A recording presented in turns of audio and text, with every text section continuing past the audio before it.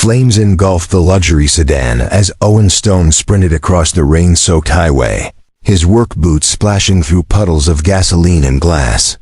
The unconscious woman trapped inside wore a designer dress now torn and bloodied, but it was the glittering diamond necklace around her neck that would change everything. As Owen dragged her from the wreckage, just seconds before the car exploded, he had no idea he was holding Natalia Hayes, the billionaire CEO, who had vanished without a trace 6 months ago, presumed dead by the entire world. But when she woke up in the hospital with no memory of who she was, calling herself Sarah and speaking like someone who had never seen wealth in her life, Owen faced an impossible choice. Should he tell this fragile, frightened woman that she was one of the most powerful people in the country? Or protect her from a truth that someone had clearly tried to erase forever? Because one thing was certain: whoever wanted Natalia Hayes dead the first time wasn't finished yet. Before we jump back in, tell us where you're tuning in from, and if this story touches you, make sure you're subscribed, because tomorrow, I've saved something extra special for you. The screech of twisted metal against asphalt echoed through the Willowbrook Industrial District as Owen Stone slammed on his brakes, his beat-up pickup truck sliding to a stop just yards from the overturned luxury sedan.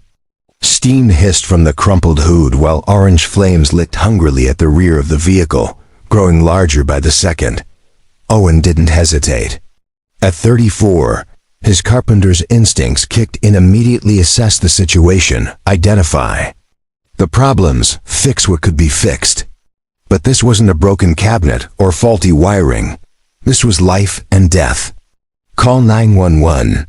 He shouted to the handful of other drivers who had stopped, though most remained frozen behind their steering wheels, mesmerized by the growing fire. Owen was already running, his steel-toed boots crunching over scattered glass and metal debris that painted the wet highway like deadly confetti. The driver's side was completely crushed against the concrete barrier, but through the spider-webbed passenger window, Owen could see her, a woman in what appeared to be an expensive navy dress, unconscious and bleeding from a gash on her forehead. Her dark hair had fallen across her face, but even through the smoke and chaos, something about her seemed oddly familiar, though Owen couldn't place why. The flames were spreading faster now, creeping toward the front of the car with terrifying hunger. Owen grabbed the chunk of concrete from the roadside and smashed it against the passenger window until the safety glass finally gave way, crumbling into thousands of harmless pieces. "Ma'am, can you hear me?" he called as he reached through the window frame, carefully avoiding the jagged edges. No response. The acrid smell of burning plastic and leaking gasoline filled his nostrils, making his eyes water and his throat burn. He had maybe 30 seconds before this became UNSURVIVABL. Owen worked his hands under her arms, supporting her head and neck as best he could while pulling her through the window opening. She was dead weight, completely unconscious, and for a terrifying moment he wondered if he was already too late. But then he felt the shallow rise and fall of her chest against his arm. She was breathing as he lifted her clear of the wreckage. Something caught the emergency lights of the approaching fire truck, a flash of brilliant diamonds around her neck. Even in the chaos, even through the smoke and fear, the necklace was impossible to ignore.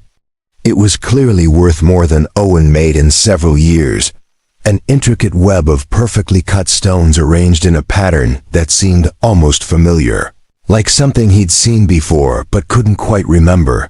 He carried her to safety just as the car's gas tank ignited with a thunderous boom that shook the ground beneath their feet.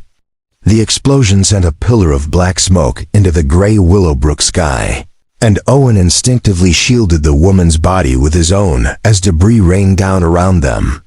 Sir, step back." The paramedics were there now, professional and efficient. As they took over, Owen found himself standing alone on the shoulder of Highway 47, his work clothes singed and dirty, watching as they loaded the unconscious woman onto a stretcher. The diamond necklace glittered under the harsh fluorescent lights of the ambulance. And again Owen felt that strange tug of recognition. "You did good, buddy," said Fire Captain Rodriguez, clapping Owen on the shoulder. "Another minute and she would have been gone. You probably saved her life." Owen nodded absently, still staring at the ambulance as it pulled away, sirens wailing. Something about this felt bigger than a random highway accident, though he couldn't explain why. Maybe it was the expensive car, or the way the woman was dressed like she was heading to some important business meeting. Maybe it was that necklace, so distinctive and valuable that it seemed out of place on a lonely stretch of industrial highway. His phone buzzed a text from Mrs. Patterson, his neighbor who watched 8-year-old Emma after school. "Everything okay?" heard sirens. Owen quickly typed back that he'd be home soon, then took one last look at the smoking wreckage being hauled away by the tow truck. As he drove home through the working-class neighborhoods of Willowbrook Heights, Owen couldn't shake the image of that woman's face or the way the diamonds had caught the light. He'd grown up in this town, knew most of the families, and she definitely wasn't local. So what had brought someone who could afford a car like that, and jewelry like that, to this forgotten corner of the industrial district? 20 minutes later, Owen pulled into the narrow driveway of his small 2-bedroom house on Maple Street, the same house where he'd grown up before his parents died in a factory accident when he was 19. Emma burst through the front door. Before he'd even turned off the engine, her backpack bouncing as she ran toward him with the boundless energy that only 8-year-olds possessed. "Daddy, Mrs. Patterson said there was an accident. Are you okay? Did someone get hurt?"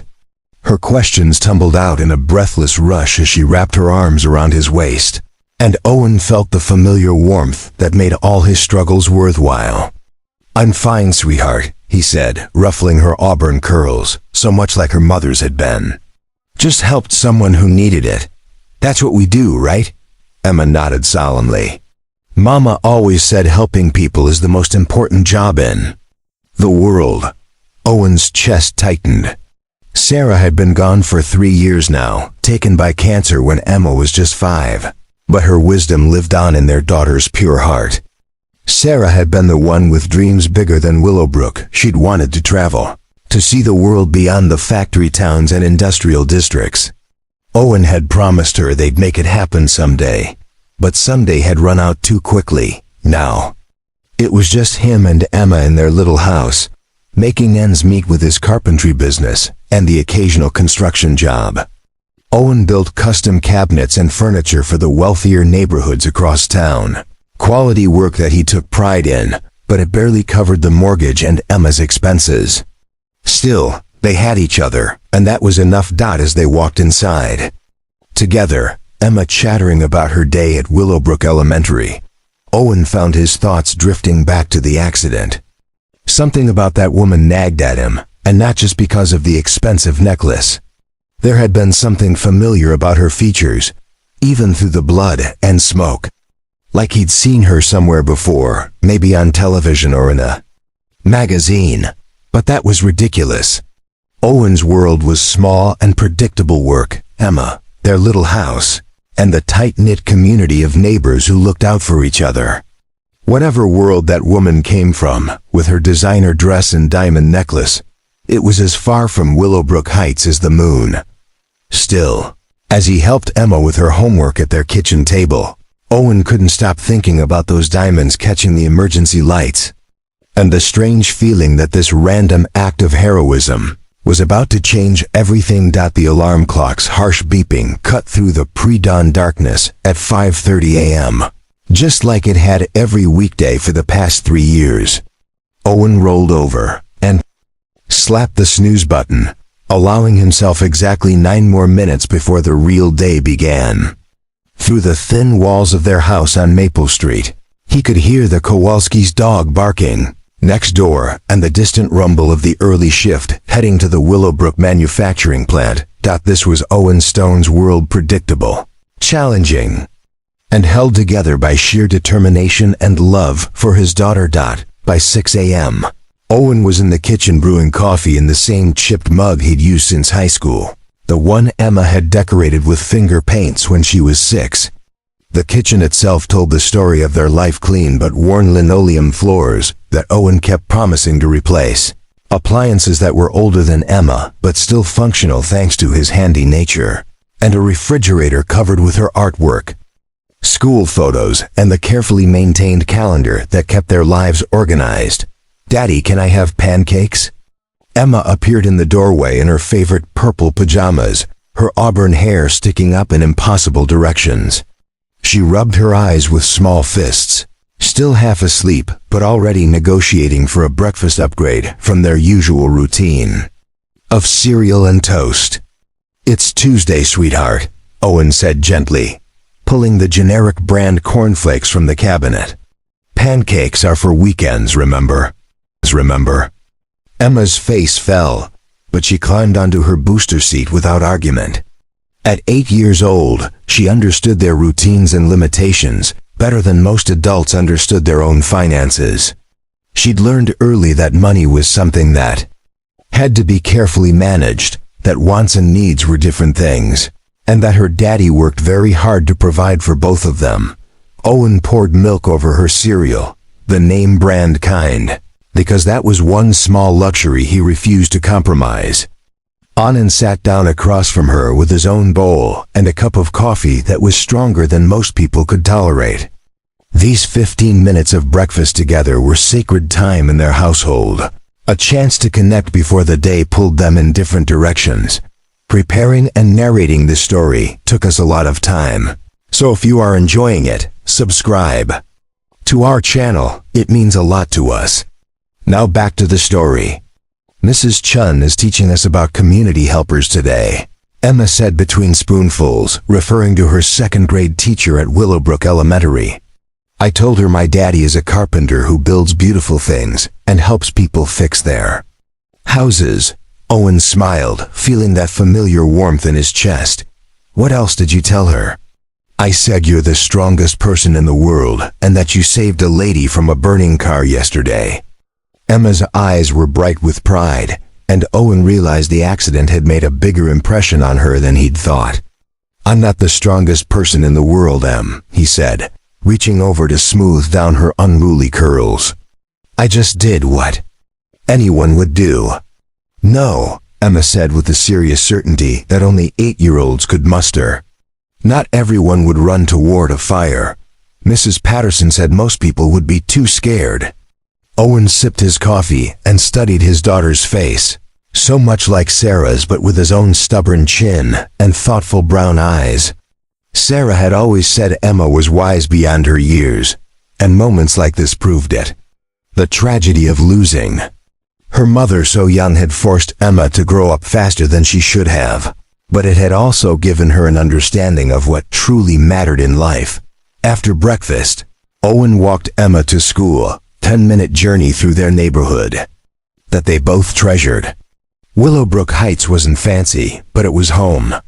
The houses were small and close together, most built in the 1940s for factory workers and their families.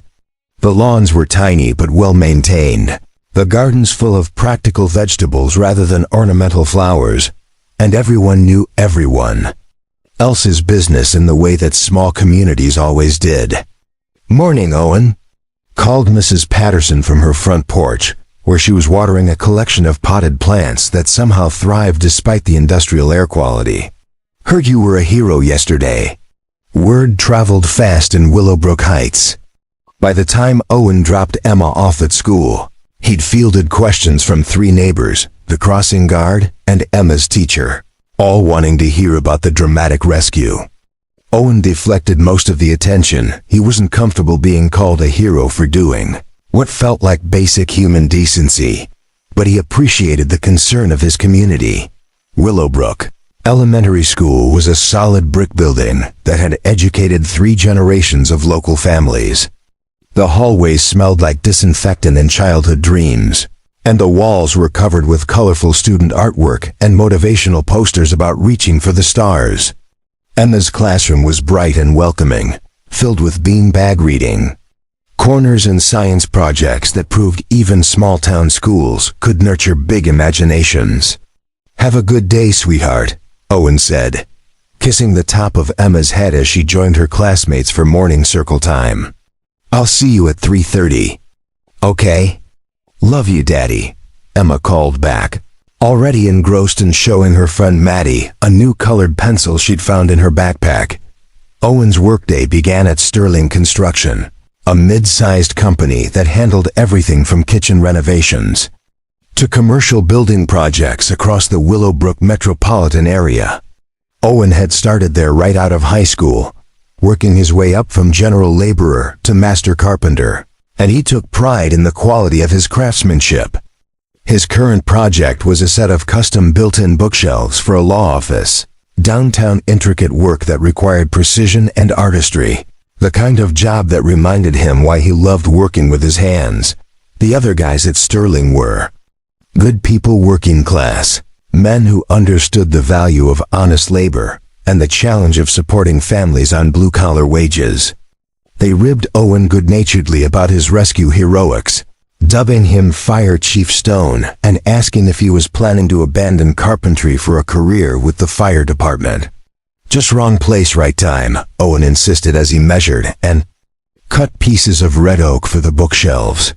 Anyone would have done the same thing. "Not everyone," said Mike Hernandez, Sterling's foreman and Owen's closest friend at work. "Takes guts to run toward fireman. You should feel good about what you did." But Owen wasn't thinking about feeling good. He was thinking about the bills stacking up on his kitchen counter, Emma's school photos that he wanted to order but couldn't quite afford, the heating system that would need repairs before winter, the college fund that grew slower than he'd hoped despite his careful budgeting. Being a single father meant every decision had long-term consequences, and there was no room for mistakes. During his lunch break, Owen sat in his truck eating a homemade sandwich and reading a text from the bank about his mortgage payment. Weren't behind. Owen was too careful for that, but they weren't getting ahead either. Every month was a careful balance between necessities and the small extras that made Emma's childhood special. Birthday parties at Chuck E. Cheese, new books from the school book fair, the occasional movie night with popcorn and candy. His phone buzzed with another message. This one from Emma's school about upcoming field trip fees. $25. Didn't sound like much, but it represented 2 hours of work after taxes, and Owen found himself doing the mental math that had become second nature. Could he pick up an extra side job this weekend? Maybe install some shelving for the neighbors? These were the thoughts that occupied Owen's mind as he worked through the afternoon, his hands moving with practiced precision while his brain juggled schedules and budgets. He'd become an expert at making every dollar stretch, every hour count. Every decision served the larger goal of giving Emma the best life possible within their means. At 3:25, Owen pulled up to the school pickup line, exactly on time as always. Reliability was one of the few luxuries he could afford to give his daughter. The knowledge that her father would always be where he said he'd be, when he said he'd be there. Emma bounded toward the truck with her usual enthusiasm, backpack bouncing and face bright with the day's adventures. "Daddy, guess what? Mrs. Chun showed us a newspaper article about car accidents, and she said sometimes people get something called amnesia, where they can't remember who they are. Isn't that weird?" Owen's hands tightened on the steering wheel as yesterday's rescue flashed through his mind. "Yeah, that is weird." As they drove home through the familiar streets of Willowbrook Heights, Emma chattering about her day and the radio playing classic rock at low volume, Owen found himself wondering about the woman he'd pulled from the burning car. Was she okay? Had she woken up? Did she remember what happened? More importantly, why couldn't he shake the feeling that their brief encounter had been more than just a random moment of crisis? Something about her face, even bloodied and unconscious, had seemed familiar in a way that didn't make sense, given their completely different worlds. That evening, as Owen helped Emma with homework and prepared their simple dinner of spaghetti and meat sauce, he caught himself glancing at the local news on his phone. looking for any mention of the accident or the woman's condition. But there was nothing, just the usual stories about city council meetings and high school sports. Their world continued in its predictable rhythm: homework, dinner, bath time, bedtime stories, and finally Owen's quiet hour of evening solitude, when he paid bills, planned the next day's work, and sometimes allowed himself to dream about the future he wanted to build for Emma. A future with fewer money worries, more opportunities, maybe even the chance to travel like Sarah had always wanted. But as Owen settled into bed that night, his last thought wasn't about future dreams or present challenges. It was about a woman with dark hair and a diamond necklace worth more than his house, and the nagging certainty that their story was far from over. 6 months earlier, Natalia Hayes had stood at the floor-to-ceiling windows of her corner office on the 42nd floor of the Pinnacle Tower in downtown Meridian City, looking out over an empire she had built from nothing.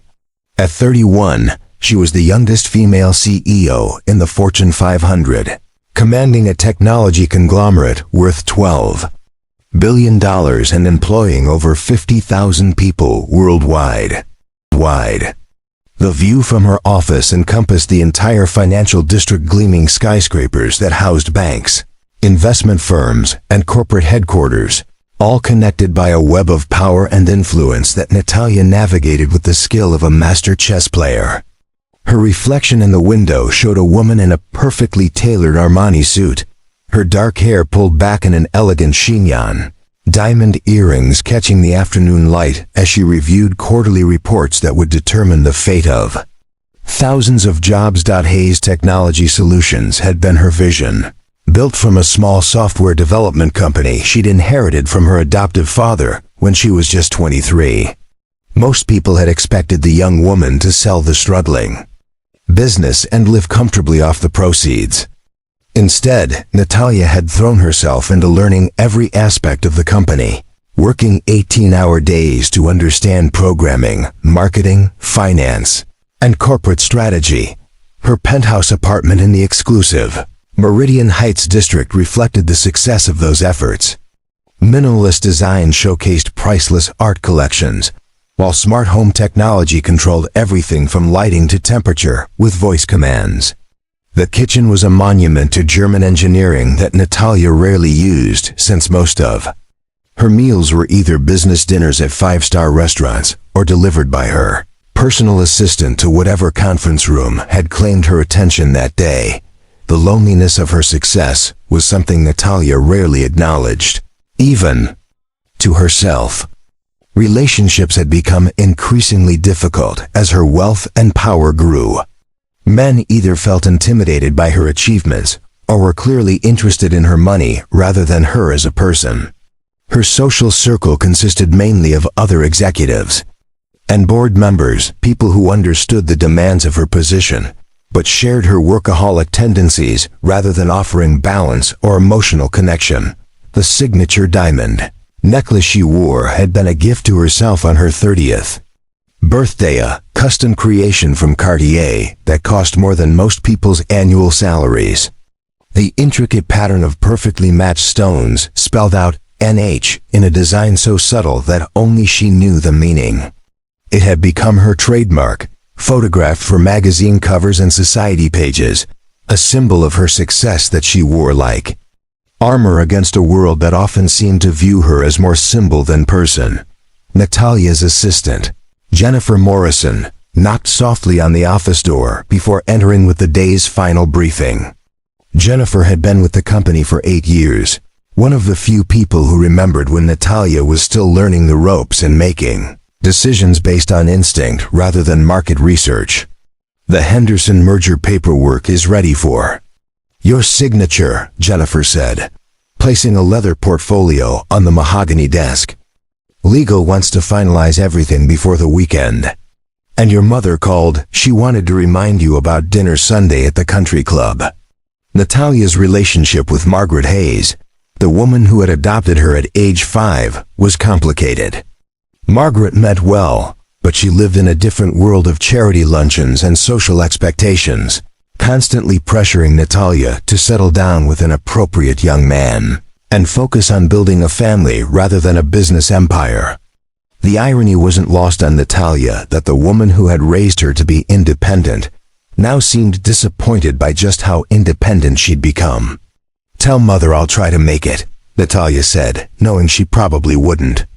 Sunday dinners at the Meridian Country Club were exercises in polite conversation about people she didn't care about, peppered with Margaret's not-so-subtle hints about grandchildren and the importance of work-life balance.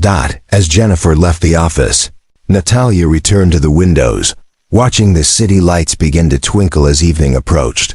Down below, thousands of people were heading home to families, to friends, to lives that existed outside corporate boardrooms and quarterly earnings reports. Sometimes Natalia wondered what that felt like, to have someone waiting for you, someone whose day was made better simply by your presence. The truth was that Natalia Hayes was brilliant at building companies, but struggled with building relationships. She could negotiate billion-dollar deals with ruthless efficiency, but small talk with potential romantic partners left her feeling awkward and exposed. Her success had created a barrier between her and normal human experiences, leaving her wealthy beyond measure, but emotionally impoverished. Her phone buzzed with the familiar ping of an encrypted message, something that had been happening more frequently in recent weeks. Natalia had been receiving strange communications, warnings about corporate espionage, and hints that someone within her organization might be working against her. The messages were always anonymous, always vague, but they carried an undertone of urgency that she couldn't ignore. The latest message was more specific than usual. "They know about the Phoenix Protocol. Get out of the city. Trust no one in your inner circle." Phoenix Protocol was Natalia's most closely guarded secret, a revolutionary, artificial intelligence system that could predict market movements with unprecedented accuracy. Only 5 people in the company knew of its existence, and the commercial applications were worth hundreds of billions of dollars.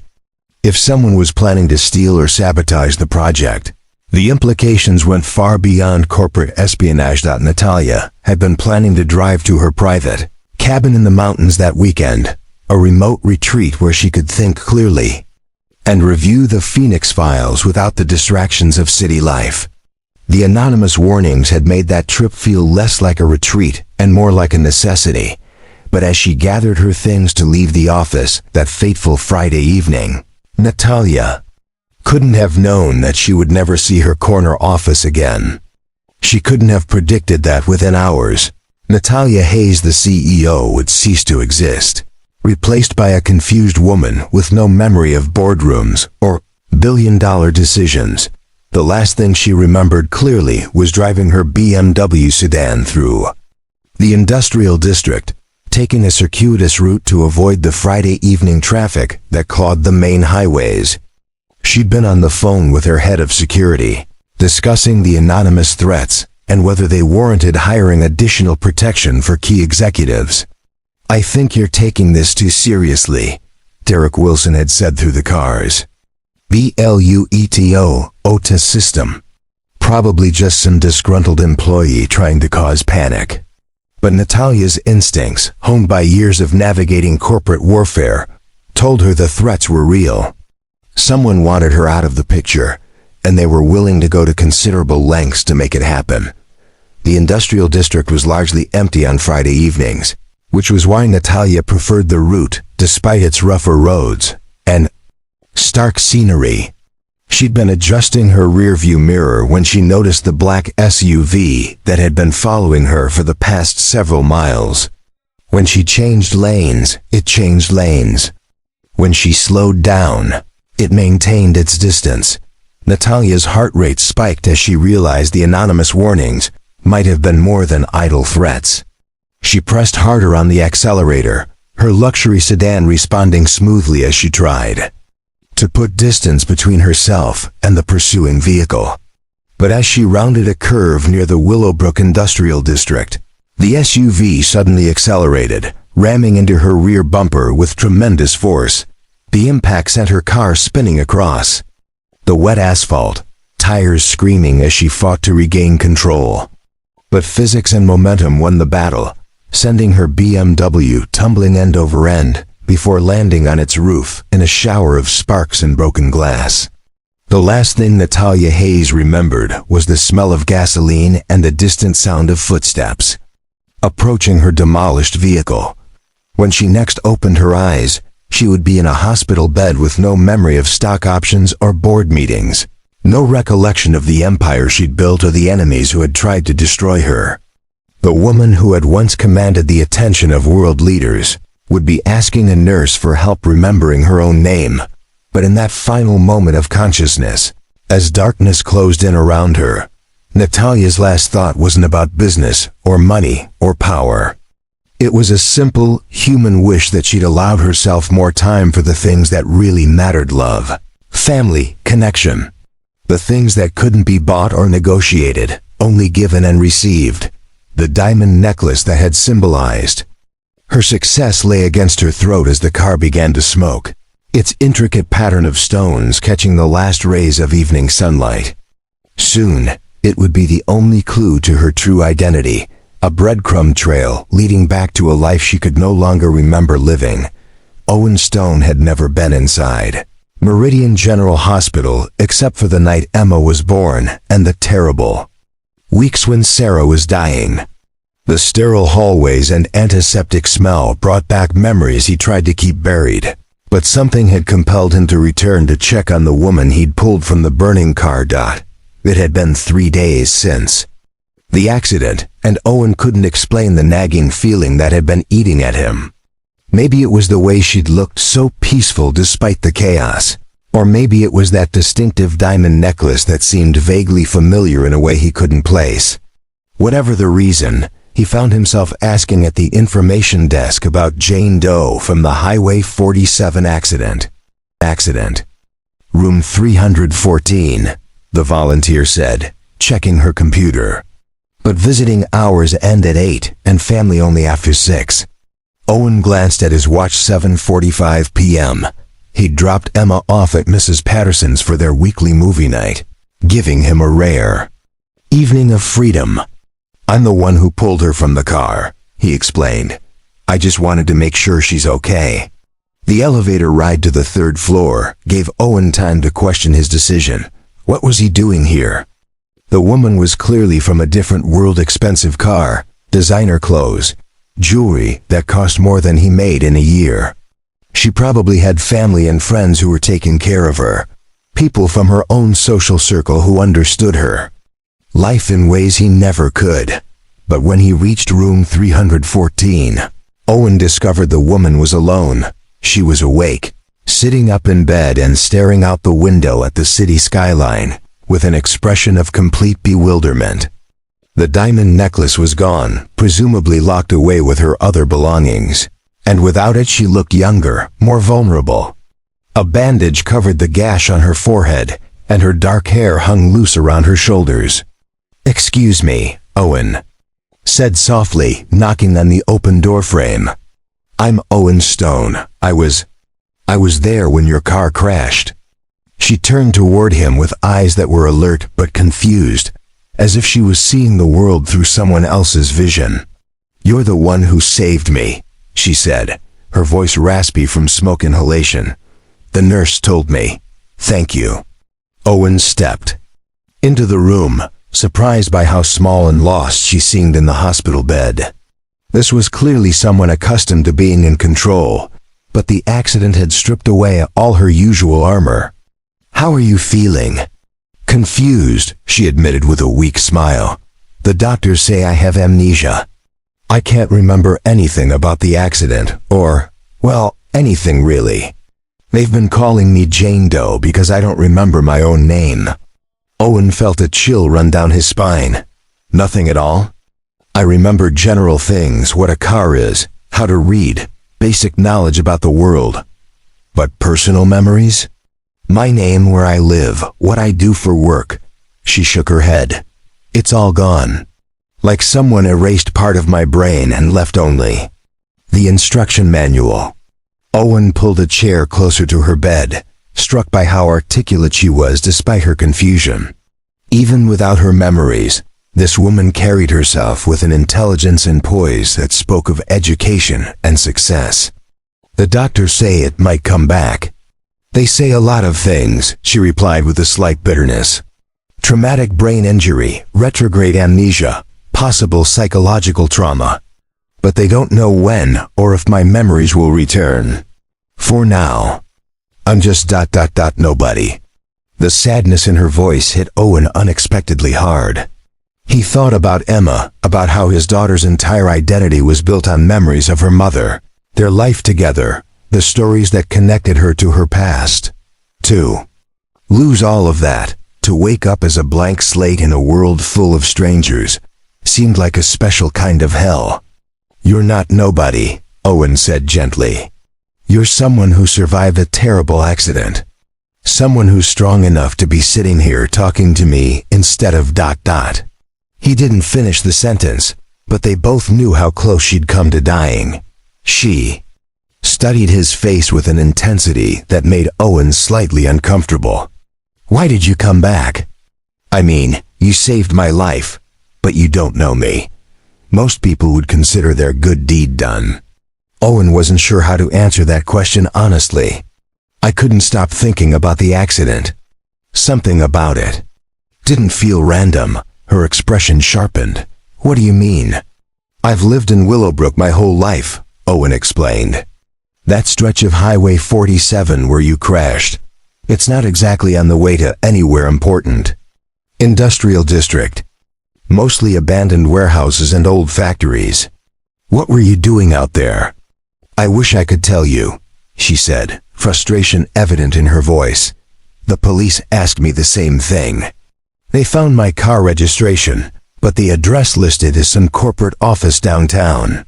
No personal information, no emergency contacts. It's like I was trying to disappear. Owen leaned forward in his chair. What kind of car was it? BMW 750i, they said. Only a few months old. She paused, seeming to realize the implication. I must have money, right? You don't drive a car like that unless you're pretty well off. But I don't feel wealthy. I mean, I don't remember feeling wealthy. Do you remember anything about your life? Your job, your family? She closed her eyes, concentrating. Sometimes. I get flashes. Boardrooms, maybe. People in suits sitting around a long table. But it's vague, like trying to remember a dream after you wake up. She opened her eyes and looked at Owen. The strangest thing is that I feel like I should know you. When you walked in here, something about your face seemed familiar. Owen's pulse quickened. I felt the same way when I pulled you from the car. Like I'd seen you somewhere before. They sat in silence for a moment, both grappling with the implications of their shared recognition. Finally, she spoke again. The necklace I was wearing, the nurses mentioned it was quite valuable. I asked to see it, but they said it's locked.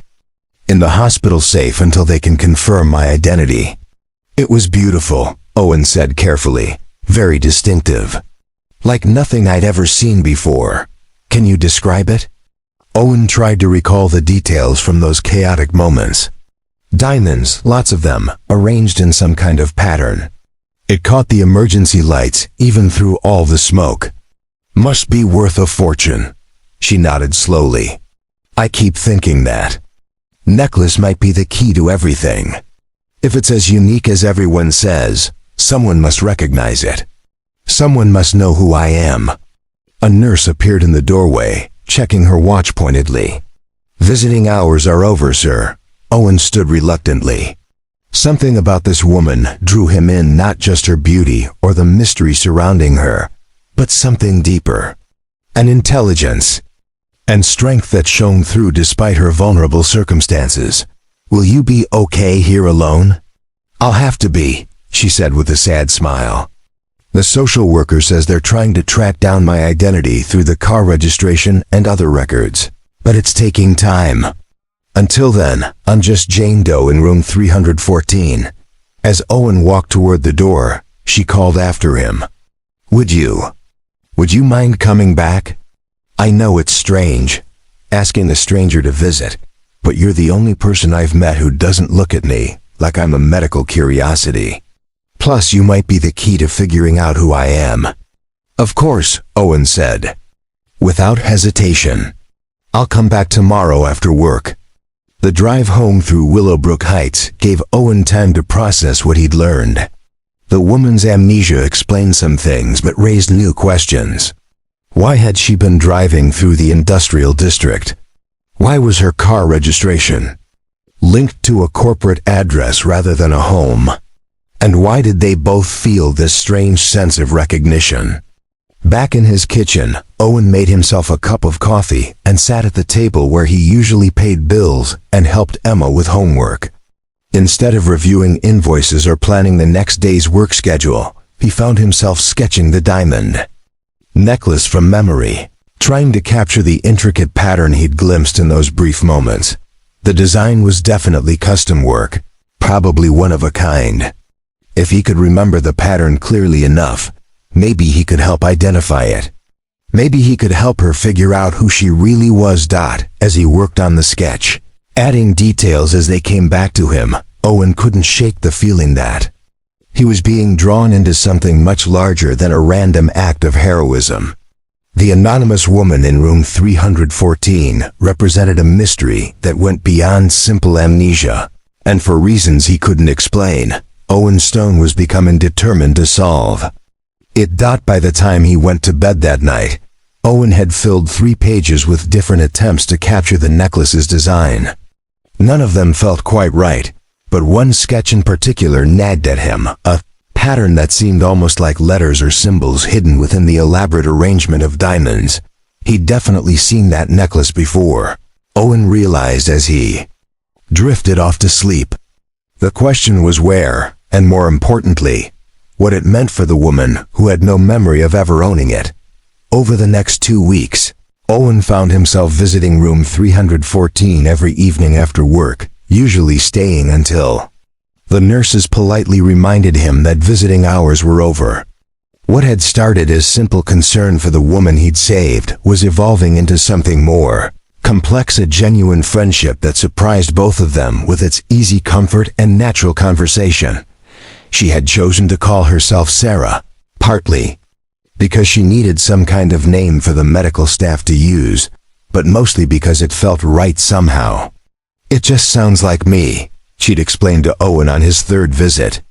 "Or at least like who I think I might be." Owen's throat had tightened. When she chose that name, his late wife had been Sarah too, but he didn't mention the coincidence. There was something almost sacred about the way this new Sarah was rebuilding her identity from scratch, piece by careful piece, and he didn't want to complicate that process with his own emotional baggage. The hospital had become their unlikely meeting ground. Room 314 transformed from a sterile medical space into something more personal. Sarah had asked the staff to move her chair closer to the window so she could watch the city lights in the evening, and Owen usually brought coffee from the vending machine. Terrible hospital coffee that somehow tasted perfect when shared with someone who appreciated the simple gesture. "Tell me about your daughter again," Sarah said one evening as they watched the sunset paint the downtown skyline in shades of orange and pink. Owen had mentioned Emma on several visits, and Sarah always seemed particularly interested in hearing about their life together. "She's 8, Owen said, pulling out his phone to show Sarah the latest photos. "Smart as a whip, kind heart, and stubborn as her old man. She wants to be an artist when she grows up, or maybe a teacher. Changes her mind every week." Sarah studied the photos with an intensity that spoke of someone hungry for connection to the normal world outside her hospital room. "She's beautiful. She has your eyes, but something about her smile." Sarah paused, a flicker of confusion crossing her face. "I feel like I should know something about children, about what it's like to care for them." "Maybe you have kids of your own," Owen suggested gently. This possibility had occurred to both of them, and it added an urgency to the search for Sarah's identity. Somewhere someone might be missing her desperately.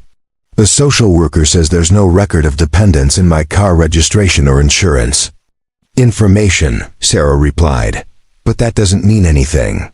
My whole life is apparently a mystery. Owen had been doing his own research, spending his lunch breaks at the Willowbrook Public Library using their computers to search for missing persons reports and news stories about car accidents. So far, he'd found nothing.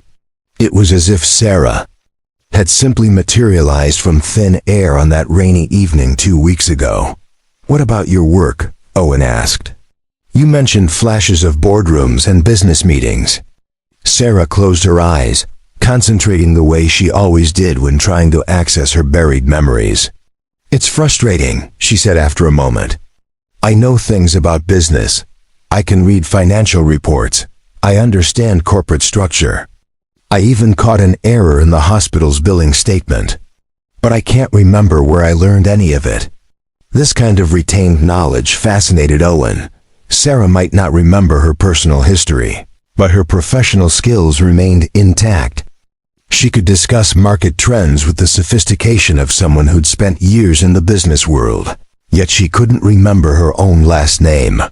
The detective working my case thinks I might be some kind of executive or consultant, Sarah continued, high level, based on the car and the jewelry. But there's no missing person report matching my description, which he says is unusual for someone who would presumably be missed at work. Owen had been wondering about that too. If Sarah was as successful as the evidence suggested, wouldn't someone have noticed her absence by now? Wouldn't there be concerned colleagues, worried friends, panicked family members searching for her? Unless someone didn't want her to be found. Sarah, Owen said carefully, what if your amnesia isn't just from the accident? What if someone wanted you to disappear? She turned from the window to look at him directly. You mean like ... intentionally? The location where you crashed, the fact that no one's reported you missing, the way your car registration leads to a dead end. It all seems pretty convenient for someone who might want you out of the picture. Sarah was quiet for a long moment, processing this possibility. The police detective mentioned that my car showed signs of impact damage that didn't match the accident scene. Like someone had rammed me from behind before I lost control. Owen felt a chill. You think someone tried to kill you? I think someone tried to make me disappear, Sarah said slowly. And they almost succeeded, if you hadn't been there. She didn't finish the sentence, but they both understood how close she'd come to dying in that burning car. This revelation changed everything. What Owen had assumed was a random accident was starting to look like attempted murder, which meant Sarah might still be in danger. It also meant that her amnesia, while genuine, might be protecting her from whoever had tried to harm her. We need to be careful about how we search for your identity, Owen said. If someone dangerous is looking for you, we don't want to lead them straight to this hospital room. Over the following days, Owen and Sarah developed their own investigation strategy. Instead of working through official channels, they focused on the one piece of evidence that seemed most likely to yield answers, the distinctive diamond necklace. That was still locked in the hospital safe. Owen had brought his sketches of the necklace's design, and together they worked to refine the details. Sarah's artistic eye caught nuances that Owen had missed, and gradually they produced a more accurate representation of the intricate pattern. These aren't random designs, Sarah realized during one of their drawing sessions. Look at how the diamonds are arranged. It's almost like they're forming letters or symbols. Owen studied their latest sketch with fresh eyes. You're right. If you look at it this way, that cluster could be an N, and this section might be an H. NH, Sarah repeated. My initials? Could be. Or they could stand for something else. Entirely. Their investigation took on new urgency when Dr. Rebecca Martinez, Sarah's neurologist, delivered concerning news during Owen's evening visit. We're getting pressure from the hospital administration to discharge her, Dr. Martinez explained quietly. She's medically stable, but without insurance information or family to take responsibility. The financial department is getting nervous. Where would she go? Owen asked, glancing at Sarah, who was pretending to sleep but obviously listening to every word. There are state facilities for people in her situation, Dr. Martinez said diplomatically, but they're not ideal environments for someone recovering from traumatic brain injury. Owen's mind raced. Sarah needed time and safety to recover her memories, not the chaos of an underfunded state facility. She needed stability and people who cared about her well-being. She needed ... She could stay with us, Owen said, surprising himself with the words, temporarily, I mean. Just until she gets her memory back or until we figure out who she really is. Dr. Martinez raised her eyebrows. Mr. Stone, that's very generous, but you barely know this woman. And if she's really in some kind of danger ... then she needs people looking out for her, Owen finished. I've got a spare bedroom, and my daughter Emma would love the company. It might actually help Sarah's recovery to be in a normal home environment, instead of an institution. Sarah's eyes opened, and Owen could see tears threatening to spill over. You would do that? Take in a complete stranger? You're not a complete stranger, Owen said simply. Not anymore. That night, Owen called his neighbor Mrs. Patterson to discuss the situation. The elderly woman had helped him through some of his darkest days after his wife's death, and her practical wisdom had always guided him through difficult decisions. Bringing a woman with amnesia into your home? Mrs. Patterson said over her kitchen table, where she'd invited Owen for coffee, and her famous apple pie. It's either the kindest thing I've ever heard or the craziest. Maybe both, Owen admitted. But Mrs. Patterson, you should see her. She's lost and scared, but there's something special about her. Something that makes me think she's meant to be part of our lives. Mrs. Patterson studied Owen's face with the shrewd eyes of someone who'd raised 6 children and buried 2 husbands. You're falling for her, aren't you? Owen started to protest, then stopped. I care about her. More than I expected to. But it's not just that. Emma needs to see that there are good people in the world. People worth helping, even when it's complicated. And what if her memory comes back and she turns out to be someone completely different than who you think she is? Then we'll deal with that when it happens, Owen said. But right now, she needs help, and I'm in a position to give it. Isn't that what my Sarah would have wanted me to do? Mrs. Patterson reached across the table and patted Owen's hand. Your Sarah would be proud of the man you've become and the father you are to Emma. If you think this is right, then I trust your judgment. 2 days later, Owen signed the necessary paperwork to become Sarah's temporary guardian, and Dr. Martinez approved her discharge into his care. As they walked out of Meridian General Hospital together, Sarah carrying a small bag of belongings that represented her entire known world, Owen couldn't help but feel that they were crossing some kind of threshold. Thank you, Sarah said as they reached Owen's pickup truck.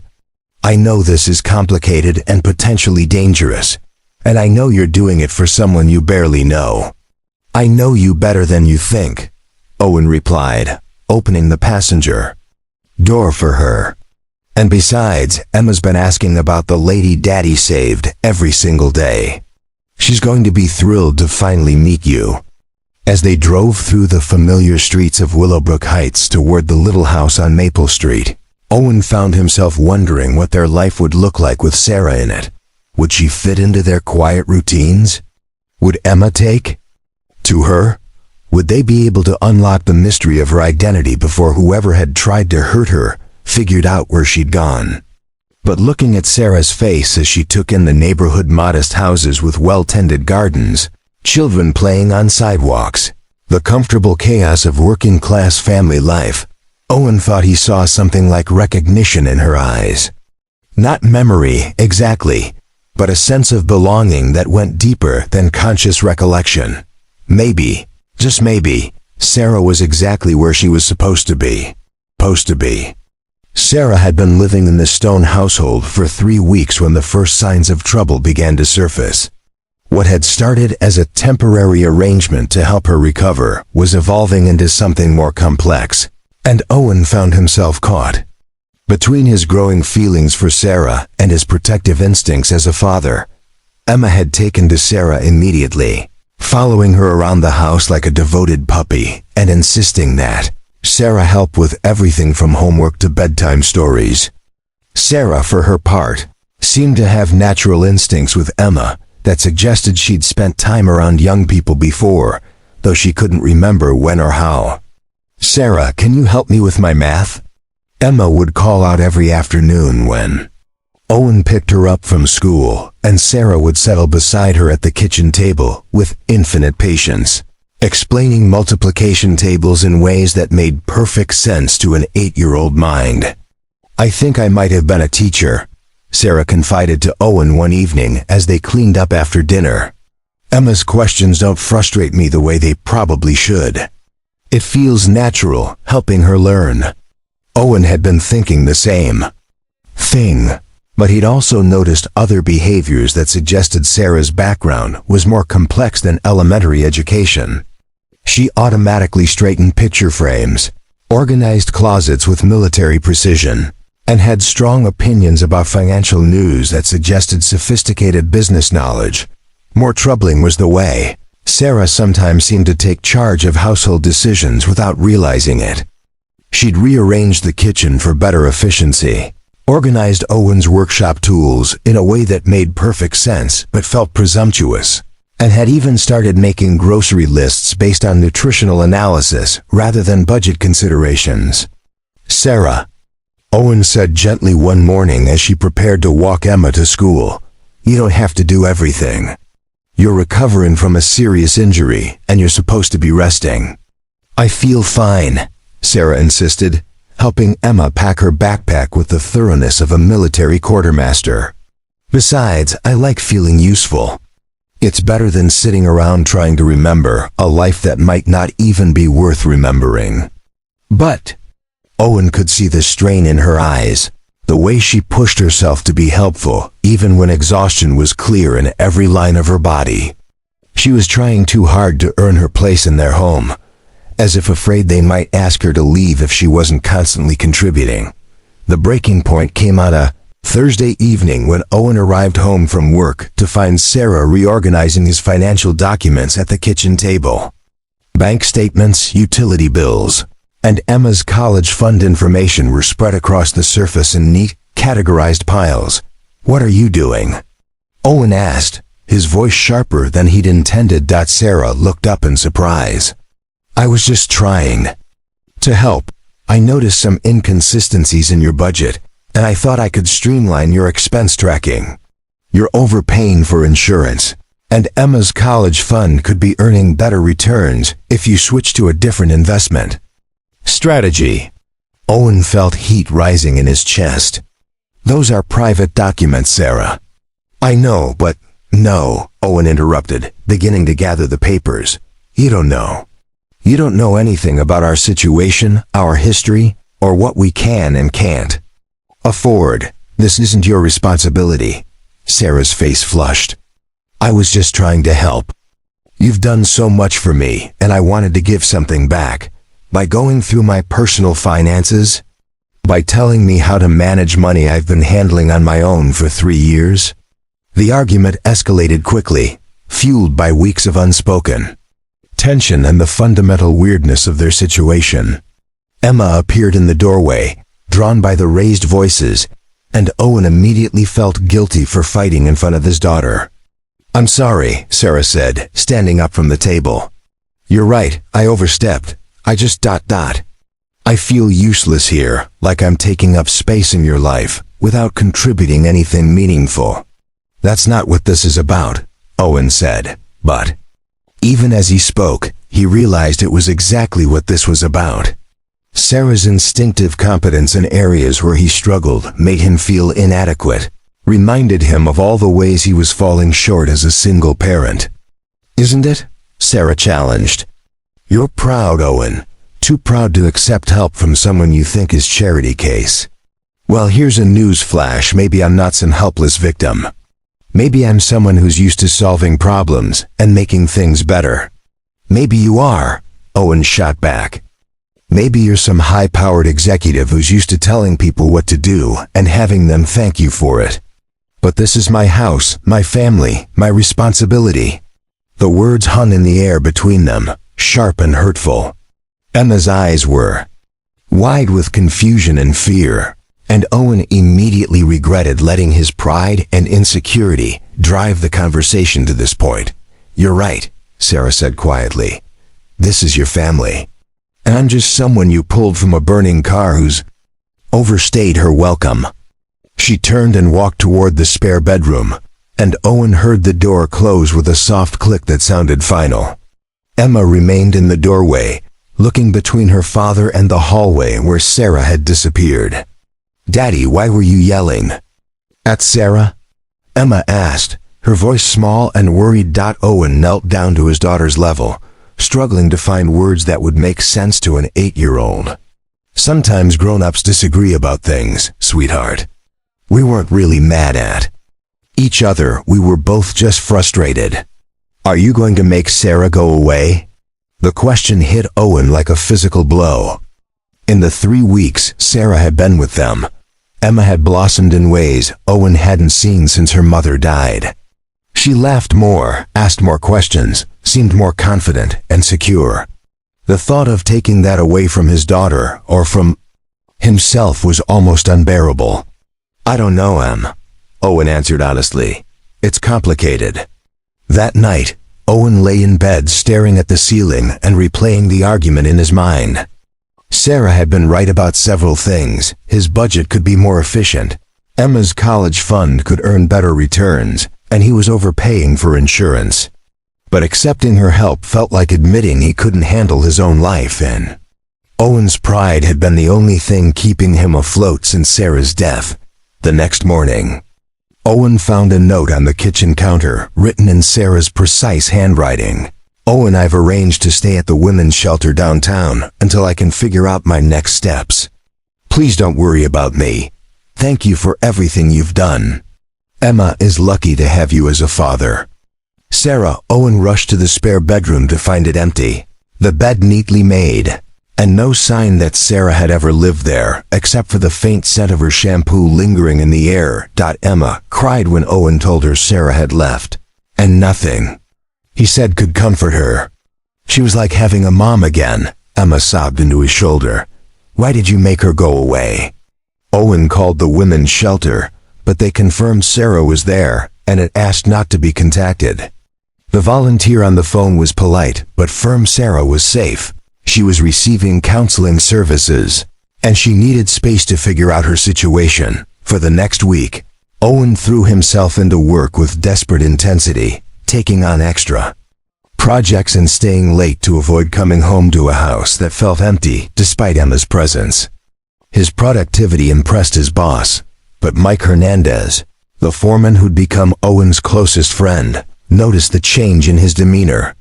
"You look like hell, man," Mike said during lunch break on the following Friday. "What's eating you?" Owen found himself telling Mike the whole story: the accident, Sarah's amnesia, their investigation into her identity, the growing feelings he'd been afraid to acknowledge, and the pride that had driven her away.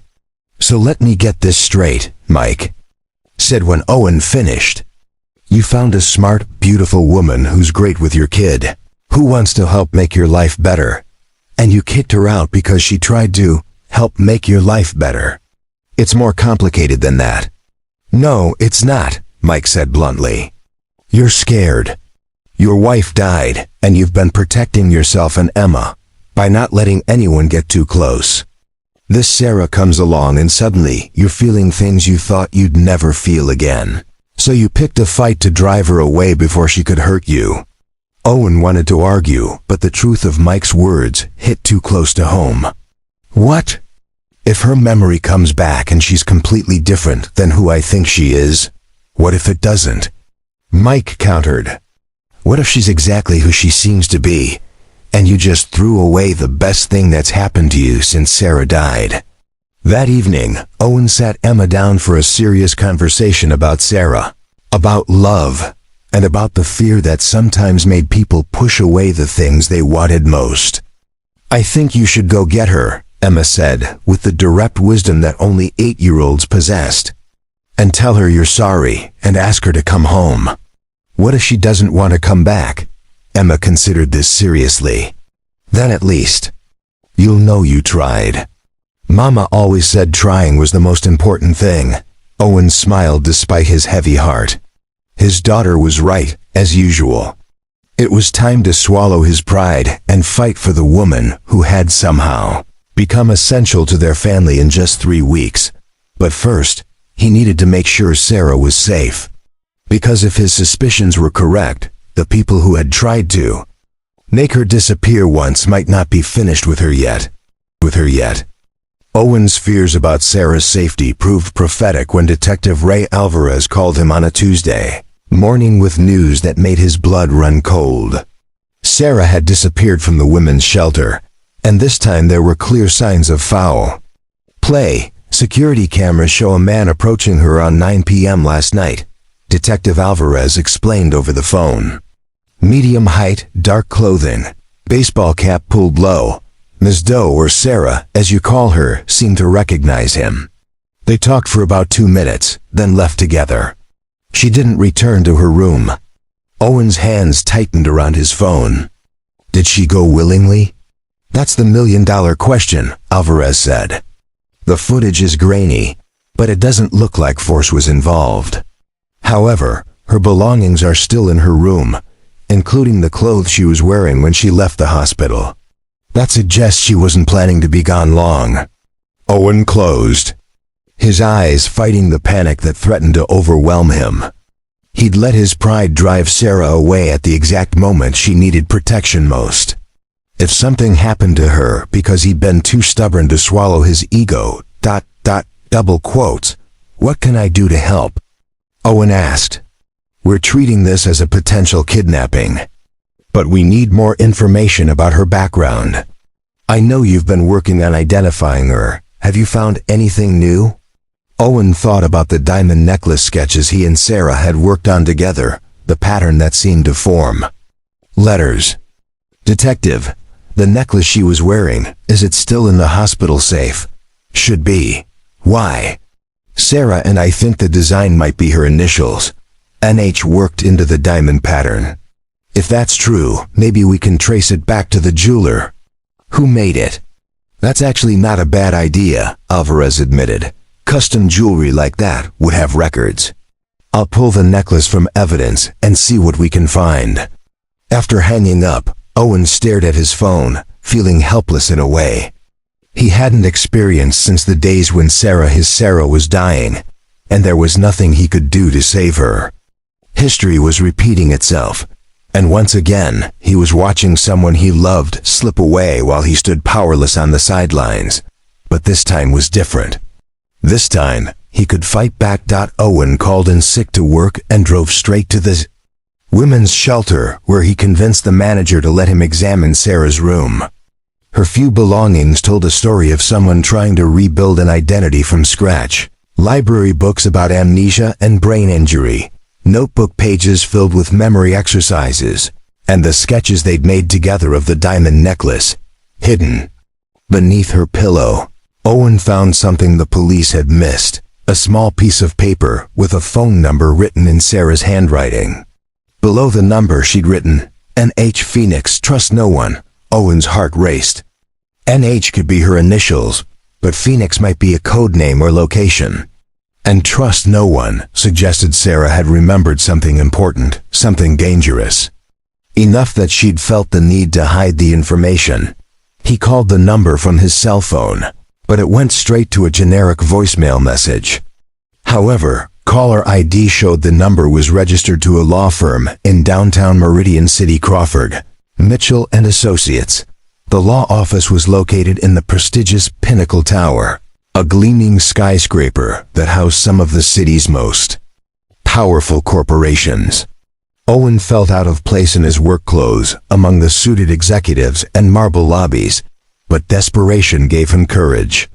I need to speak with someone about this phone number, Owen told the receptionist, showing her. The paper from Sarah's room.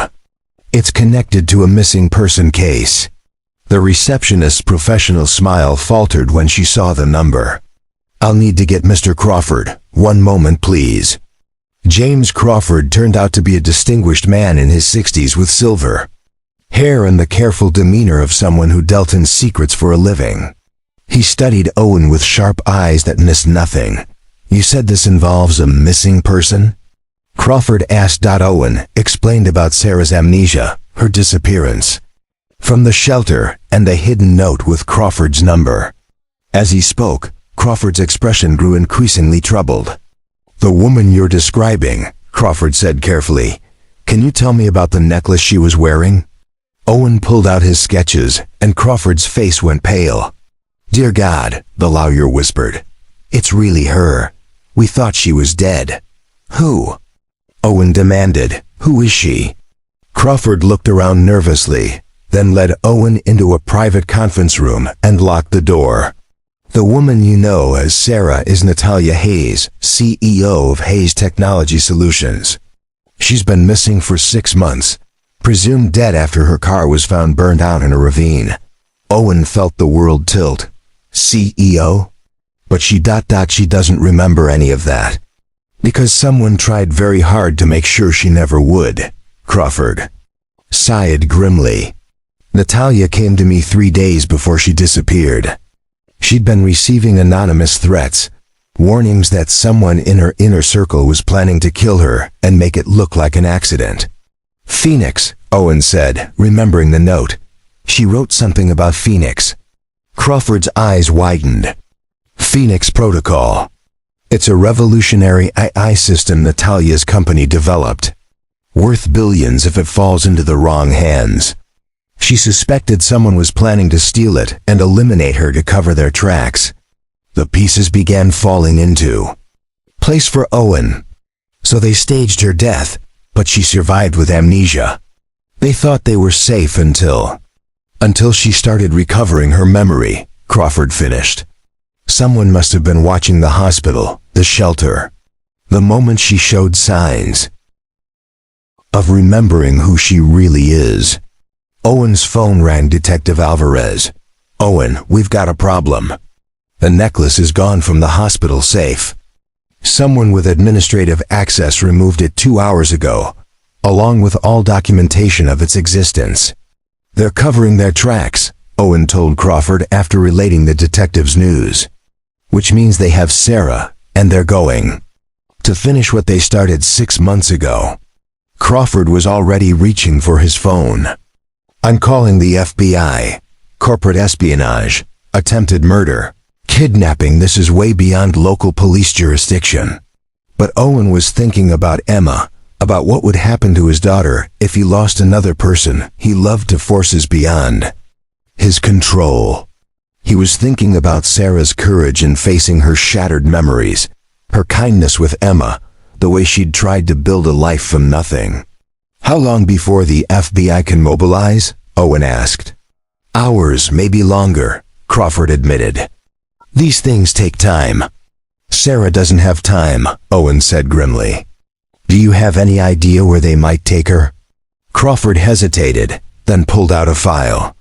Natalia owned a private research facility about an hour outside the city. Officially it was sold 6 months ago, but the purchase might have been front, if someone wanted to interrogate her about Phoenix Protocol in complete isolation. Owen was already heading for the door. Give me the address. You can't go alone, Crawford protested. These people have already tried to kill her once. Then I'll make sure they don't get a second chance, Owen said with a determination that surprised even him. An hour later, Owen was parked outside a chain-link fence surrounding a seemingly abandoned industrial complex. The sign read Meridian Research Associates, but the parking lot was empty except for 3 black SUVs that looked like the kind of vehicles corporate security might use. Owen's carpenter training kicked in as he studied the facility's layout. Multiple buildings connected by covered walkways, limited access points, security cameras at key locations. If Sarah was inside, Getting to her would require more than just courage. It would take planning and precision. His phone buzzed with a text from an unknown number. "If you want to see Sarah alive, come to Building C alone. No police, no weapons, no phones. You have 30 minutes. Owen stared at the message, knowing it was probably a trap, but also knowing he had no choice. Somewhere in that facility, the woman he'd grown to love was depending on him to save her life, just like he'd saved her from the burning car 6 weeks ago, except this time the stakes were infinitely higher. He turned off his phone, checked his watch, and started walking toward the fence. Building C was visible in the distance, a concrete structure with no windows and only one visible entrance. Whatever was waiting for him there, Owen Stone was about to discover that being a hero was more complicated than running toward a burning car. Sometimes, it meant walking deliberately into the darkness, knowing you might not come back out. Owen approached Building C with the methodical caution his construction experience had taught him. Assess the structure, identify potential hazards, plan multiple exit routes. The industrial facility felt wrong in ways that went beyond its obvious abandonment. Security cameras tracked his movement despite the empty parking lots, and the maintenance of the ground suggested recent activity, even though the buildings appeared vacant. The entrance to Building C stood slightly ajar, an obvious invitation. That made Owen's skin crawl. But with Sarah's life hanging in the balance, he had no choice but to accept the trap and hope. His carpenter's knowledge of building layouts would give him some advantage once inside. The interior was sterile and clinical, polished concrete floors, fluorescent lighting, and the kind of advanced ventilation system that suggested this had been more than a simple research facility. Owen recognized the signs of a high-security environment, the type of place where valuable secrets would be developed and protected. "Mr. Stone," a voice echoed from hidden speakers. "Thank you for coming. Please proceed down the hallway to conference room A." Owen followed the directions, his work boots echoing in the empty corridor. The walls displayed generic corporate art and motivational posters about innovation and teamwork. But something about the setup felt theatrical, as if the entire facility was an elaborate stage designed to create specific impressions. Conference Room A contained a long table surrounded by leather chairs, a wall of monitors, and a single man in expensive suit, who rose to greet Owen with the practiced smile of someone accustomed to controlling conversations. "I'm Derek Wilson," the man said, extending his hand. "I was Natalia Hayes, head of security. We need to talk." Owen ignored the offered handshake. "Where is she?" "Safe for now," Wilson replied, gesturing for Owen to sit. "But her safety depends entirely on your cooperation and understanding of the situation." The monitors flickered to life, displaying financial charts, corporate organizational diagrams, and what appeared to be surveillance footage from various locations. Owen recognized several images of himself walking Emma to school, working at construction sites, visiting the hospital. They'd been watching him far longer than he'd realized.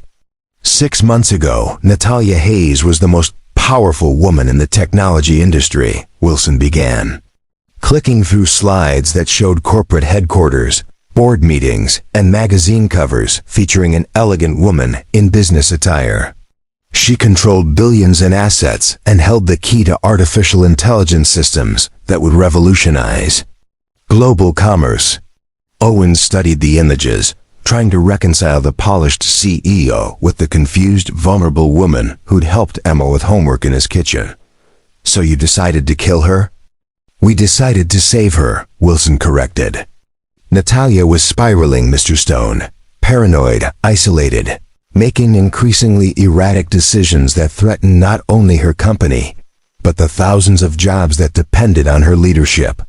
The board of directors asked me to intervene. More images flashed on the screen: medical reports, psychological evaluations, security footage showing a woman who appeared increasingly agitated and fearful.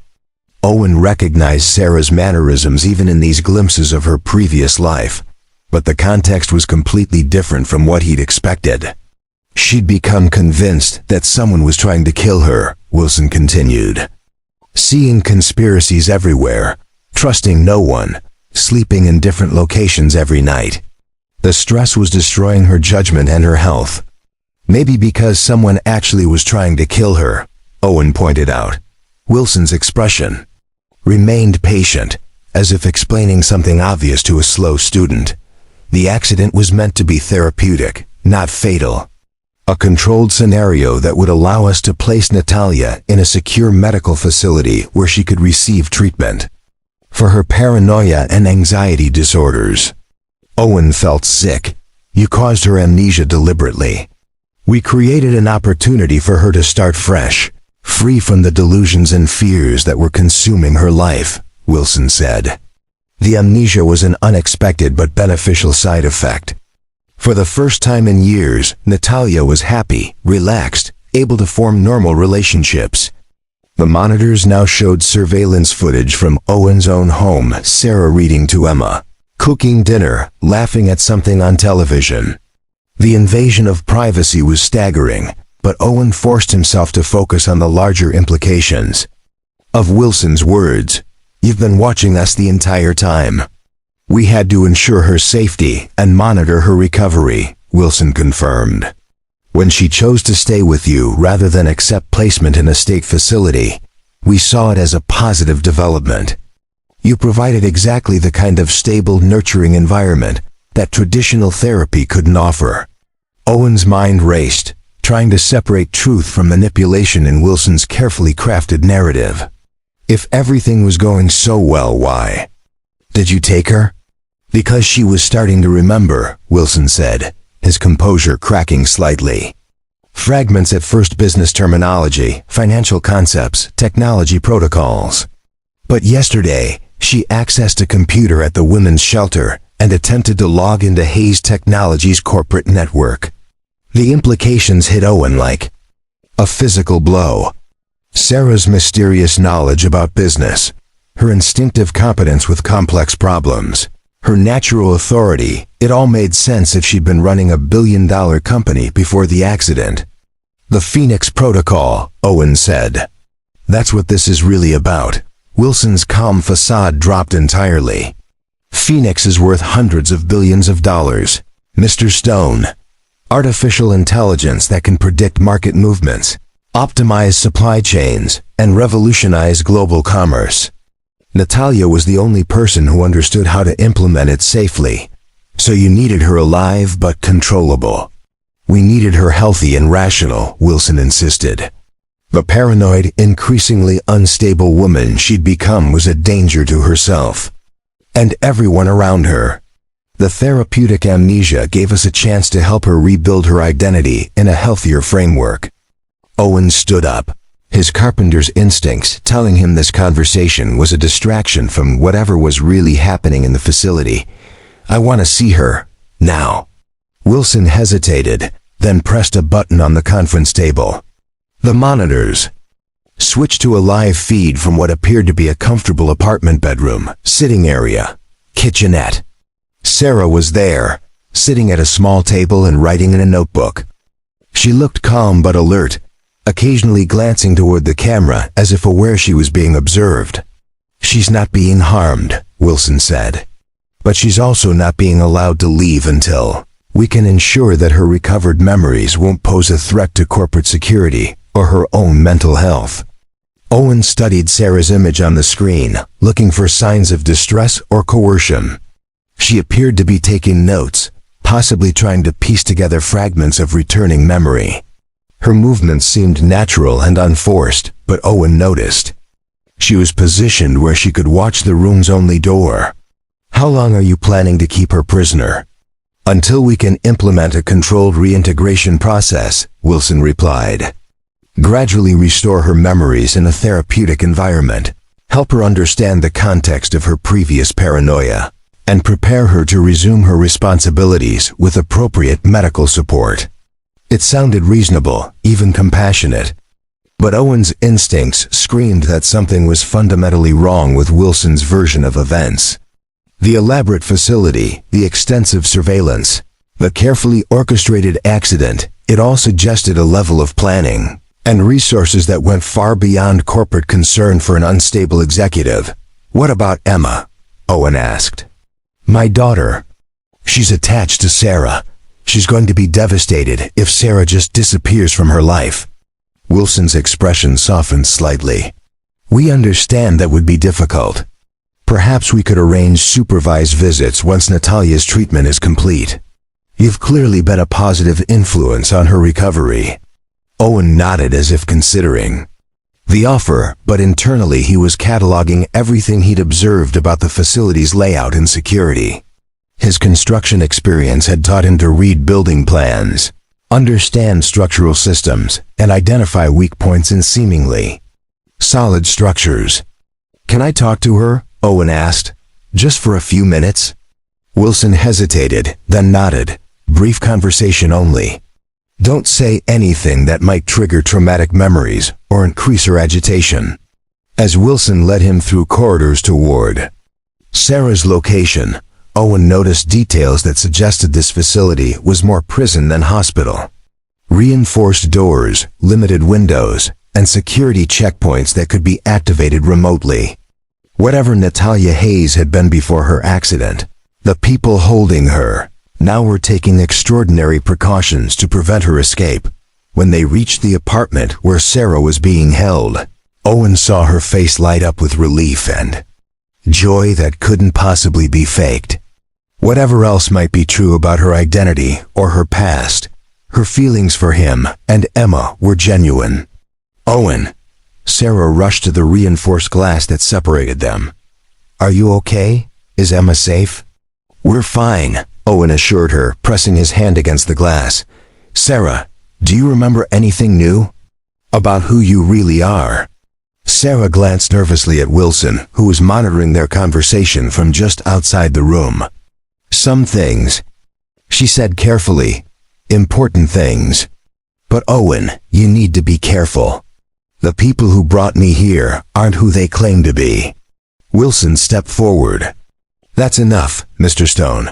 I think you can see that Natalia is safe and well cared for. Now we need to discuss the terms of your continued discretion regarding this matter." But Owen was studying Sarah's face, reading the intelligence and determination that amnesia had never been able to touch. She was trying to tell him something without alerting her captors, using the same careful communication skills that had probably made her successful in corporate boardrooms. "I understand," Owen said, meeting Sarah's eyes. "I'll be very discreet about everything I've learned here." Sarah smiled, and Owen caught the subtle message in her expression. She had a plan, and she needed him to trust her judgment about when and how to implement it. As Wilson escorted Owen back through the facility, Owen memorized every detail of the building's layout, security systems, and potential vulnerabilities. He might be leaving Sarah behind for now, but he wasn't abandoning her. The woman he'd fallen in love with was apparently a billionaire CEO with enemies powerful enough to stage elaborate kidnappings. But she was also the person who'd read bedtime stories to Emma and patiently helped with homework and brought laughter back into their house. Whatever the truth about Natalia Hayes' past, Owen Stone was going to make sure she had a future to remember. Owen drove straight from the research facility to Crawford's law office, his mind reeling from everything Wilson had revealed. The distinguished attorney was waiting with FBI agent Lisa Chun, a sharp-eyed woman who listened intently as Owen recounted his conversation with Derek Wilson and the conditions of Sarah's captivity. Wilson's story has elements of truth mixed with dangerous fiction, Crawford said grimly. Natalia was indeed receiving threats, but she wasn't paranoid or unstable. She was methodically investigating a conspiracy within her own company. Agent Chun pulled out a thick file. "We've been building a case against Wilson and his associates for months. Corporate espionage, securities fraud, and now kidnapping. But we needed proof of their current activities to move forward. What kind of conspiracy? Owen asked. Crawford exchanged glances with Agent Chun before continuing. 3 months before her disappearance, Natalia discovered that someone had been systematically stealing Hayes Technology's intellectual property and selling it to foreign competitors. The Phoenix Protocol was just the crown jewel they'd been bleeding the company dry for years. The lawyer pulled out corporate documents and financial records that painted a picture of elaborate theft and deception. Wilson wasn't head of security, he was the inside man facilitating the thefts. When Natalia got too close to exposing the operation, they decided to eliminate her permanently. Owen felt sick as the full scope of the deception became clear. So the therapeutic amnesia story, ... Complete fabrication, Agent Chun confirmed. They staged the accident hoping to kill her, but when she survived with memory loss, they saw an opportunity to control her indefinitely while they completed the theft of Phoenix Protocol. But she's starting to remember, Owen said. That's why they moved her to the facility. Exactly. And once they extract everything they need about Phoenix, she becomes a liability they can't afford to keep alive. Owen's hands clenched into fists. How do we get her out? Agent Chun's expression was grim. The facility's essentially a fortress. Private security, isolated location, legal corporate ownership that makes obtaining search warrants complicated. We're working on it, but it takes time, Owen finished. Time Sarah doesn't have. Crawford leaned forward. There might be another way. Natalia gave me emergency protocols 6 months ago, contingency plans in case something happened. To her, she was more prepared than Wilson realizes. The lawyer unlocked a safe and withdrew a small electronic device. This contains complete backups of Phoenix Protocol and evidence of the corporate espionage. Natalia hid copies of everything in multiple secure locations. Why haven't you used this before now? Owen asked. Because it was designed to be activated only by Natalia herself, using biometric authentication that requires her physical presence, Crawford explained. But if she's recovering her memory, ... Agent Chun's phone buzzed with an urgent message. We've got a problem. NSA intercepted communications suggesting Wilson's people are planning to move Sarah within the next few hours. Once they take her out of the country, we lose jurisdiction. Owen stood up abruptly. Then we're out of time for legal approaches. Mr. Stone, I understand your feelings, but this requires professional law enforcement response, Agent Chun insisted. We can't authorize civilian involvement in what's essentially a hostage rescue operation. But Crawford was studying Owen with calculating eyes. Actually, Agent Chun, Mr. Stone might be our best option for reaching Natalia before it's too late. What do you mean? Crawford turned to Owen. The facility where they're holding her, you said you examined the layout during your visit? Owen nodded. Construction from the 1980s, probably retrofitted for high security. But I noticed several potential vulnerabilities, such as... Owen pulled out a napkin and began sketching the building layout from memory. The ventilation system is oversized for a facility that's small, probably designed for manufacturing rather than office space. Service tunnels, maintenance access, emergency exits that might not be as heavily monitored. Agent Chun studied Owen's rough blueprints. You're talking about breaking into a secured facility to extract a kidnapping victim. That's incredibly dangerous and potentially illegal. It's also the only way to save Sarah's life, Owen said firmly. Wilson's people made one crucial mistake. They think I'm just some working-class hero who stumbled into their operation. They're not expecting me to come back. Crawford was already reaching for his phone. I can provide building schematics from the city planning office. Officially, of course, just for legal review purposes. Over the next 2 hours, Owen found himself at the center of an impromptu rescue planning session that felt surreal given his background as a small-town carpenter. But his construction experience proved invaluable as he identified entry points. mapped security blind spots, and calculated the best approach routes.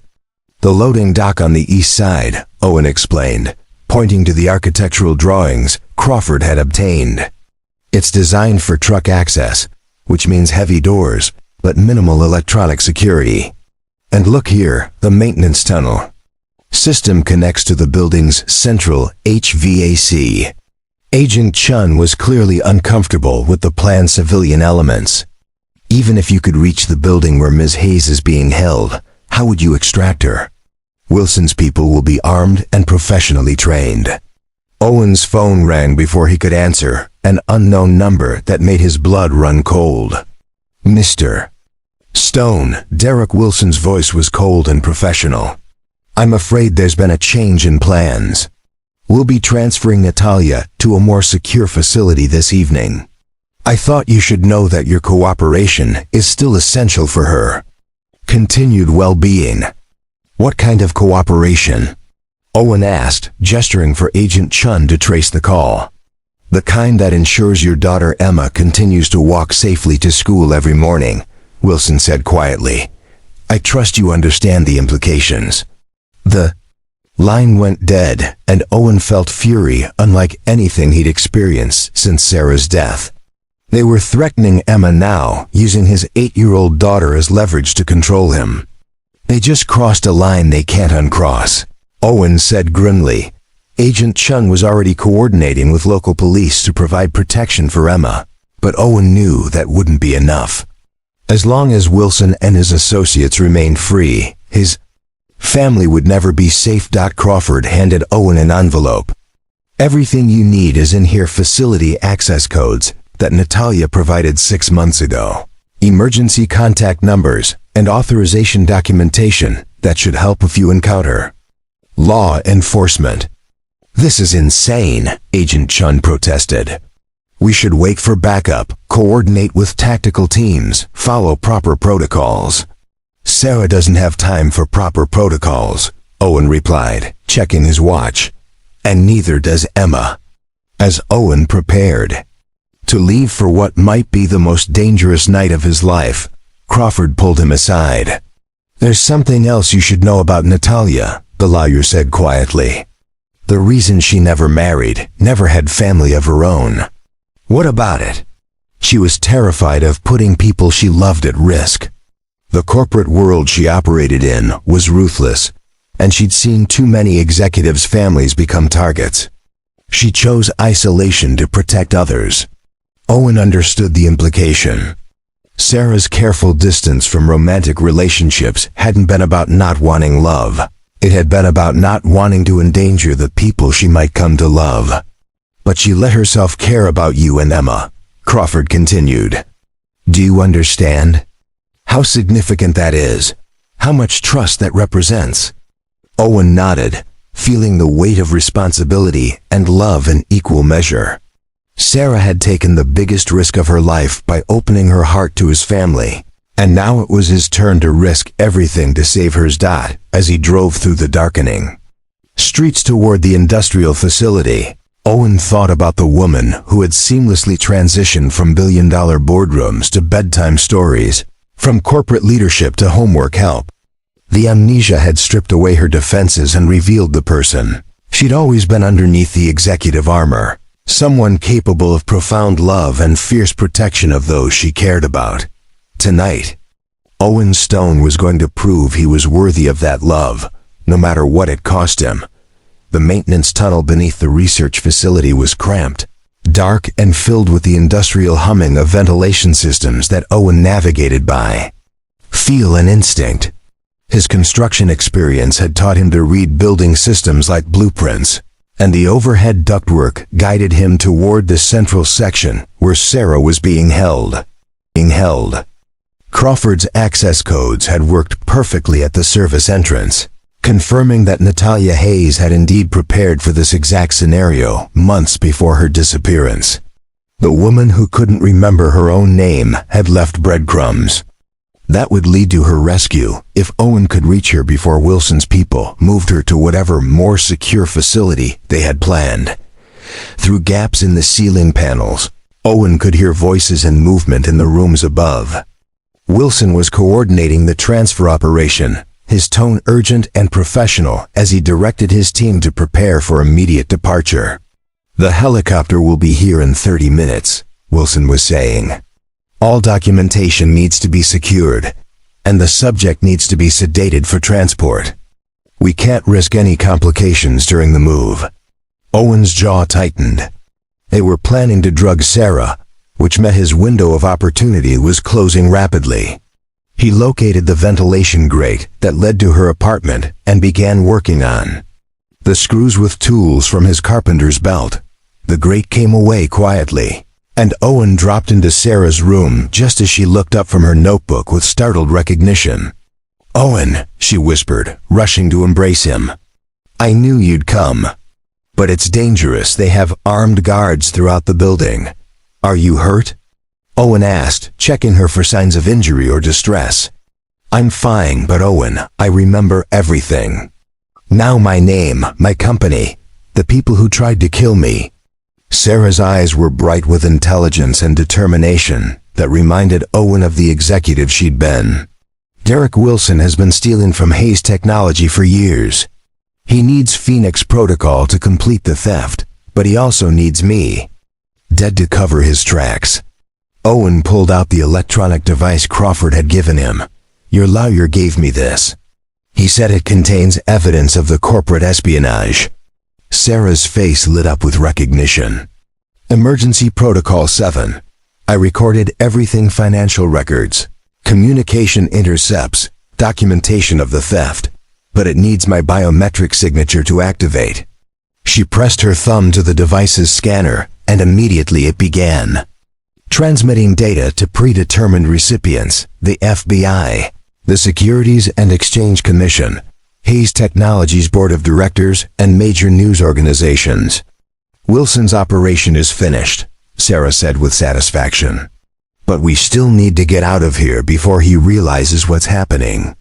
Owen led her back toward the ventilation system, but before they could reach the opening, the apartment door burst open and Derek Wilson entered with 2 armed security guards. "I'm disappointed, Mr. Stone," Wilson said, his professional demeanor replaced by cold menace. "We gave you every opportunity to cooperate, but you chose to make this personal." "You threatened my daughter," Owen replied, positioning himself between Wilson and Sarah. "That made it personal." Wilson gestured to his guards, who raised their weapons. "Natalia, you've just destroyed years of careful planning and cost several people their lives. I hope you're satisfied with your heroic principles." "I'm satisfied that a thief and attempted murderer is about to face justice," Sarah replied with the executive authority that amnesia had never been able to touch. "Justice?" Wilson laughed bitterly. "You think the corporate world operates on justice? I was protecting Hayes Technology from your increasingly erratic leadership. The board would have voted you out within 6 months anyway. The board would have voted you into prison if they'd known what you were stealing," Sarah countered. Wilson's expression turned deadly. "Well, they'll never get that chance now." But before Wilson could give orders to his guards, the facility's emergency lighting activated and alarms began blaring throughout the building. Agent Chun's voice echoed from the public address system. "This is the FBI. The building is surrounded. Drop your weapons and surrender immediately." Wilson's face went pale as he realized his operation was collapsing around him. Through the apartment's small window, Owen could see FBI tactical vehicles surrounding the facility and agents moving into position. "How?" Wilson demanded, looking between Owen and Sarah. Sarah smiled with the confidence of someone who'd spent years outmaneuvering corporate adversaries. "Emergency Protocol 7 doesn't just transmit evidence, it also includes GPS coordinates and a request for immediate law enforcement response. I activated it 6 months ago when I first suspected you were planning to kill me." The guards looked uncertain as FBI commands continued echoing through the building.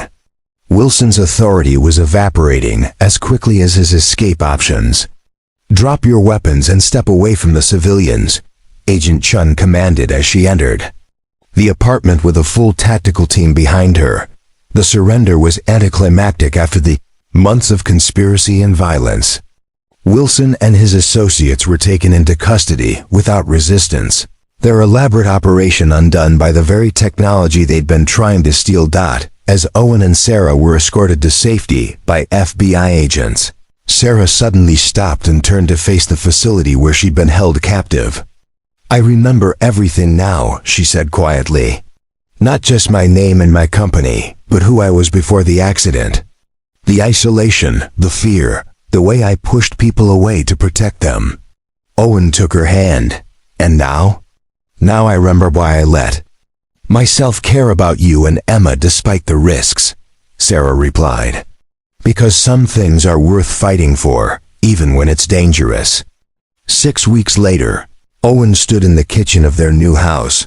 Not the mansion that Natalia Hayes could have afforded, but a comfortable home in a neighborhood where Emma could ride her bike to school and Owen could still work with his hands. Sarah had insisted on something that felt like a real family home rather than a symbol of wealth and success. "Daddy, can we have pancakes for breakfast?" Emma called from the living room, where she was showing Sarah her latest art project. Family portrait featuring 3 people holding hands in front of a house that looked suspiciously like their new home. "It's Tuesday," Owen reminded her, but he was already reaching for the pancake mix. Some traditions were worth breaking for special occasions, and every day since Sarah's memory returned felt like a celebration. Sarah entered the kitchen, carrying Emma's artwork, her face radiant with the kind of happiness that had nothing to do with stock options or quarterly earnings. "She wants to know if we can put this on the refrigerator next to all her other pictures." Owen looked at the drawing, Emma's vision of their family complete, and together, and felt the same sense of rightness he'd experienced that first night when Sarah had helped with homework while dinner cooked on the stove. "I think that's exactly where it belongs," Owen said. Hayes Technology Solutions had welcomed back their CEO with celebration and relief, but Natalia Hayes had negotiated a new arrangement that allowed for actual work-life balance. The company would continue to thrive under her leadership, but her definition of success now included time for school plays and family dinners and lazy Saturday mornings. "No regrets?" Owen asked as they watched Emma arrange her artwork on the refrigerator with scientific precision. "About which part?" Sarah replied. "Losing my memory, finding my family, or discovering that the most important things in life can't be bought or negotiated." "Any of it." Sarah smiled and kissed him softly. "The only thing I regret is that it took a car accident and amnesia for me to realize that love is worth any risk." Outside, Willowbrook Heights was waking up to another ordinary day: neighbors walking dogs, children heading to school, the comfortable rhythm of a community where people looked out for each other. But inside the house on Maple Street, 3 people who had found each other against impossible odds were building something extraordinary from the simple materials of daily love and shared dreams. Owen Stone had saved a woman from a burning car and discovered she was a missing CEO, but more importantly, he'd learned that sometimes the most valuable things in life come disguised as ordinary moments: bedtime, stories and homework help, and pancakes on Tuesday morning, shared with people who choose to love each other despite the risks. And as Emma hung the latest family portrait in the place of honor on their refrigerator, all 3 of them understood that they were living the most important story of their lives, not a tale of corporate intrigue or dramatic rescues, but the simple, profound story of a family that chose each other and decided to build a future together, one ordinary, extraordinary day at a time. Up next, you've got 2 more standout stories right on your screen. If this one hit the mark, you won't want to pass these up. Just click and check them out. And don't forget to subscribe and turn on the notification bell so you don't miss any upload from us.